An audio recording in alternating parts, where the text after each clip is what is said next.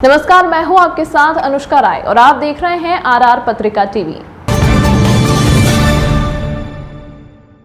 भाजपा राज्यसभा सांसद घनश्याम तिवारी ने प्रदेश मुख्यालय में प्रेस को संबोधित करते हुए बताया कि मैं आप सभी पत्रकार बंधुओं का स्वागत है। आज की पत्रकार वार्ता को संबोधित करने के लिए भाजपा के वरिष्ठ नेता राज्यसभा सदस्य आदरणीय घनश्याम तिवारी जी हमारे मध्य में विराजमान हैं। साथ में हमारे मीडिया के संयोजक माननीय पंकज जोशी और सोशल मीडिया के संयोजक आदरणीय जोगिंदर जी राजपुरोहित हैं। मैं माननीय घनश्याम जी भाई साहब से आग्रह करूंगा कि आज की पत्रकार वार्ता का विषय आप सबके समक्ष रखें। सज्जनों, सज्जन ही है ना सर, वो कोई है नहीं महिला पत्रकार। मैं हमारे दोनों तरफ पंकज हैं, राजपुरोहित जी हैं। मैं आज के दिन आपसे एक विशेष बात करने के लिए आप सब लोगों को बुलाया है। मुख्य रूप से राजस्थान इस समय इस प्रकार की स्थिति से गुजर रहा है। सज्जनों और देवियों,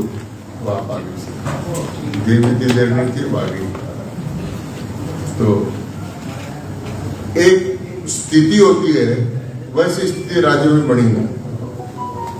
चौकूटी, एक राजस्थानी में कहावत है चौकूटी, चौकूट जिसके लग जाती है उसका जीना मुश्किल हो जाता है। तो राजस्थान की वो स्थिति है। यहाँ के मुख्यमंत्री तो तड़प रहे हैं अपनी कुर्सी बचाने के लिए, और पायलट जी तरस रहे हैं कुर्सी को पकड़ने के लिए, और जनता तिरस्कृत हो रही है, और कांग्रेस का हाईकमान ताड़ित और प्रताड़ित करने में लगा हुआ है। ये क्यों है? इसके कारण से जो इकबाल राज का होना चाहिए, सरकार का जो प्रभाव होना चाहिए, वो सरकार का प्रभाव खत्म हो गया, और इस प्रकार की घटनाएं राजस्थान में घटित हो रही हैं कि जिनकी राजस्थान में कभी कल्पना भी नहीं थी।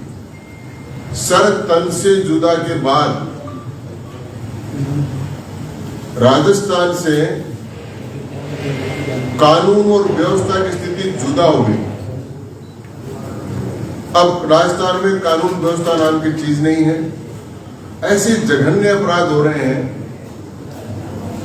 108 वर्ष की वृद्धा के निर्ममता से पैर काट दिए जाते हैं। इतने प्रकार के बलात्कार के केस हो रहे हैं, इतनी प्रकार की चोरियां हो रही हैं, इतनी जगह भिन्न भिन्न स्थानों पर गोलियां चल रही हैं, और राजस्थान में कानून और व्यवस्था नाम की चीज के बजाय अराजकता की स्थिति पैदा हो गई। और उस अराजकता के साथ साथ एक वैधानिक और संवैधानिक संकट भी राजस्थान में उपस्थित है।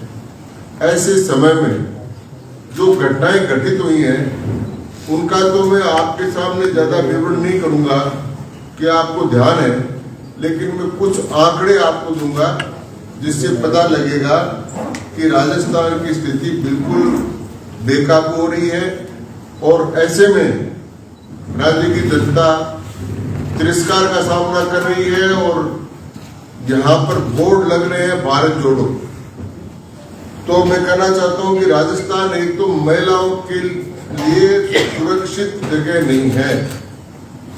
रोज 17 महिलाओं से राजस्थान में बलात्कार होता है, और कुल बलात्कार 2021 में 6377 बलात्कार के केस राजस्थान में हुई है। नेशनल क्राइम ब्यूरो की रिपोर्ट कहता है कि राजस्थान में 2-3 राज्यों को मिलाकर भी जितने मामले नहीं होने चाहिए उससे अधिक मामले हैं। और उसके विपरीत दो बड़े नेता, मुख्यमंत्री तो बोलते हैं कि झूठे मामले दर्ज हो रहे हैं, और शांति धारीवाल जी विधानसभा में बोलते हैं कि राजस्थान में मर्द ज्यादा है। किस प्रकार की अशोभनीय बात करना और इस प्रकार के सारे रेप केसों को झूठा अगर मुख्यमंत्री कहेगा तो फिर स्थिति स्वतः बिगड़ जाएगी और इसको बिगाड़ने के लिए दोनों लोग जिम्मेदार हैं। ये पूर्णतः सरकार इसके लिए जिम्मेदार है। ये तो एक आंकड़ा रेप का हुआ, लेकिन रेप के अलावा भी राजस्थान में अगर आप देखेंगे तो बच्चों के गायब होने के 2021 में 4,940 बच्चे गायब हुए। कितने? 4,940 उनका पता नहीं है। गायब होने की रिपोर्ट दर्ज कराने के बाद में 4,940 बच्चों का पता नहीं है। इसी प्रकार 7,309 महिलाओं पर असाल्ट हुआ है, उन पर हमला हुआ है, उनसे रेप हुआ है, कुछ घटनाएं 7,309 है। और किडनैपिंग जो बच्चों का हुआ है वो 7,815 है। ये तीनों चीजें हिंदुस्तान में राजस्थान सबसे ऊपर है।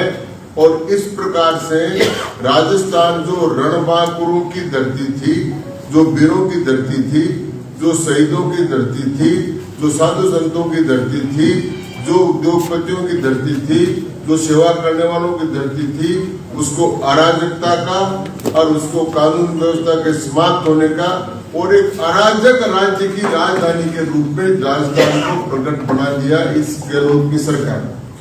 और इसके कारण अब कुछ घटनाएं ऐसी हैं जो घुटने तुमने कुछ आंकड़े दिए हैं। इसी प्रकार खनन जो माफिया है वो भी राजस्थान में बहुत प्रबल है और एक तरह से उसकी बराबर की सरकार चल रही है। और वो सरकार सरकारी विधायक, मंत्री और अफसरों के संरक्षण में चल रही है। और राजस्थान में खनन का जितना बड़ा गलत काम हो रहा है इतिहास में आज तक कम नहीं हुआ। उसके आंकड़े भी मैं आपको बताऊंगा। अब कुछ बातें ऐसी हैं जो बहुत इतनी गहरी हैं कि जिससे सरकार के अस्तित्व पर प्रश्न चिन्ह लग जाता है। उदाहरण के लिए कन्हैयालाल की घटना हुई, भरतपुर में अवैध खनन के कारण से एक साधु को अनशन करके मरना पड़ा। यहां तक की स्थितियां पहुंच गई कि 3-4 मंदिरों के पुजारियों को भी जलकर मरने की स्थिति पैदा हो गई और उनका देहांत हो गया। इस प्रकार की घटनाएं राजस्थान में घटित नहीं थी, वो माफिया कांड से हुई। संरक्षित माफिया जो सरकार का था, उस संरक्षित माफिया के कारण से वो मंदिर के पुजारियों को 3 को जलकर राजस्थान में मरना पड़ा। ये स्थिति राजस्थान में उनके पैदा हो गई। जोधपुर की हिंसा, करौली की हिंसा, जालोर में बच्चे की जो घटना हुई है, अलवर में जो बच्चे की मौत की घटना हुई है, वो घटनाएं, ये सब घटनाएं इस प्रकार की घटनाएं जो अस्तित्व लगाती है। और कांग्रेस यादवी संघर्ष में उलझी हुई, वो अपना संघर्ष पूरा करना चाहती है। इलीगल माइनिंग के 339 FIR दर्ज हुई है और भीलवाड़ा में उसके अकेले में 66 दर्ज हुई है, जो वहां के नेताओं के संरक्षण में काम चलता है। 952 केस में केवल 164 लोगों को पुलिस ने गिरफ्तार किया है। बाकी किसी पर भी पुलिस ने अवैध खनन में कार्रवाई नहीं की। इसी प्रकार झालावाड़ के चेचट थाना क्षेत्र में भरतपुर की घटना के बाद में एक खुलेआम हथियारों से फायरिंग की, चाहे नागौर में हो, चाहे कल भरतपुर में हुई हो, चाहे और जगह हुई हो, 4-5 स्थानों पर पुलिस के सामने फायरिंग की घटनाएं हुई। उन घटनाओं के कारण से लोगों की मौत हुई और उस प्रकार की स्थिति राजस्थान में पैदा हो गई। इसी प्रकार राजस्थान में पुलिस का जो रुबाब है वो भी कम हो गया, पुलिस पे भी लगातार हमले हुए हैं। कुल मिलाकर मैं ये कहना चाहता हूँ कि ये जो यादवी संघर्ष जिसे कहते हैं, इस यादवी संघर्ष में उलझी हुई कांग्रेस ने राजस्थान को अराजकता के गर्त में धकेल दिया है। राजस्थान में संवैधानिक संकट है, न मुख्यमंत्री अपने कर्तव्य का पालन कर रहे हैं, न जो कांग्रेस में विपक्ष के लोग हैं वो अपने कर्तव्य का पालन कर रहे हैं। मैं तो यहाँ तक कहना चाहूंगा विनम्रता पूर्वक कि राजस्थान विधानसभा के माननीय अध्यक्ष भी अपने कर्तव्य का पालन नहीं कर रहे हैं। जब उनको इतने लोगों को इस्तीफे मिल गए हैं, उसके बाद में संवैधानिक स्थिति यह है कि सरकार ने राज करने का नैतिक अधिकार समाप्त कर दिया है, संवैधानिक अधिकार समाप्त कर दिया है और अध्यक्ष महोदय संवैधानिक कार्रवाई करने से बच रहे हैं। ऐसी स्थिति में भारतीय जनता पार्टी ये आरोप लगाती है कि राजस्थान में कानून व्यवस्था नाम की कोई चीज है नहीं।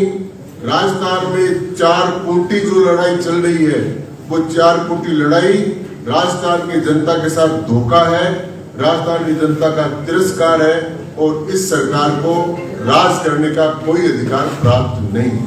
ये मुझे संक्षेप में कहना है। इस अंक में फिलहाल इतना ही। अगले अंक में आपसे फिर होगी मुलाकात। तब तक के लिए नमस्कार।